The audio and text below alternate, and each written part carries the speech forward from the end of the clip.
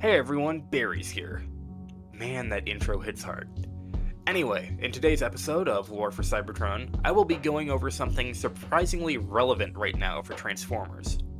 The Age of Wrath, a primordial age for the Cybertronians, a time before Autobots and Decepticons, an ancient time which saw the era of many iconic characters and the births of some of the greatest heroes and villains that the Cybertronians ever saw.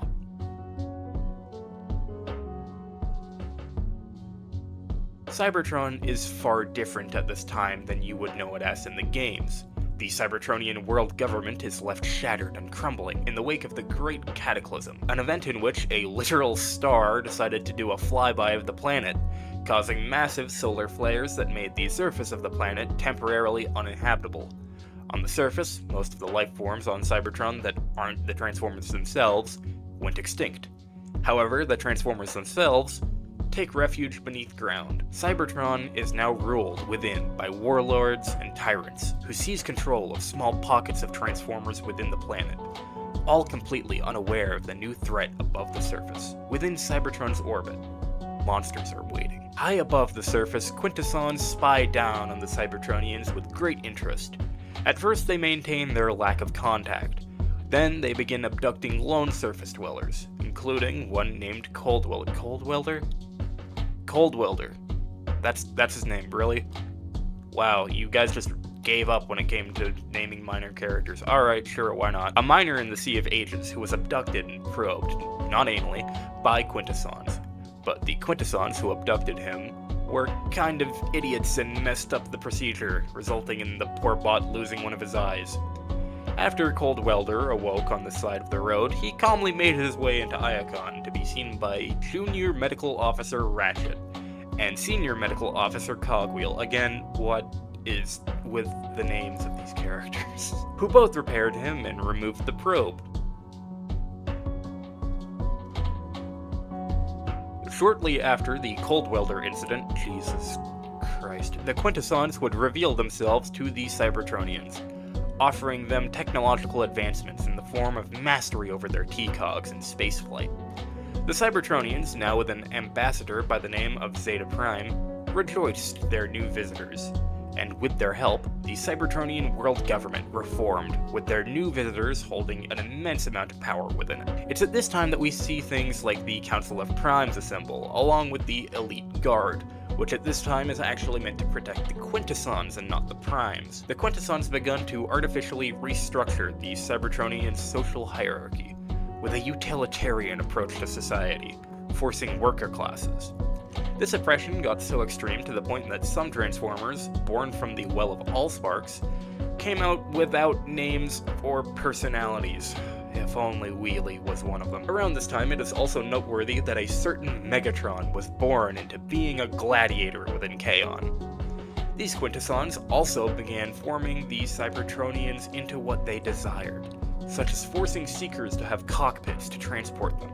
So there, all you idiots who constantly go, oh, why does Starscream have a cockpit if he's in the Cybertronian alt mode? There's a reason for it. Finally, the Quintessons created the Supreme Court, a system almost as corrupt as the real-life Supreme Court, which would demand execution for any Cybertronian who would dare rise against the Quintessons' growing corrupt power. Okay, this next part is where all of the lore just gets incredible. The Quintessons begin building these massive structures, to which Prowl and Bluestreak investigate.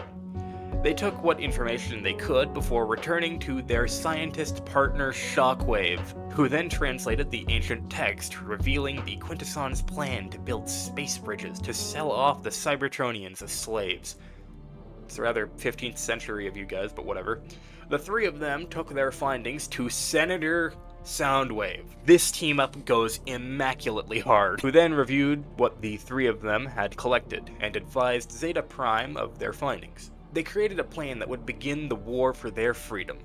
Plan T-Cog, which aside from having an abomination of a name, consisted of traveling to the Well of Allsparks and showing the Cybertronian people that they could transform without the assistance of the Quintessons. Upon the completion of Plan TCOG, come on guys, you called it the Age of Wrath and you can't come up with a cooler name for the actual plan. The entirety of the Cybertronian population rose up against the Quintessons.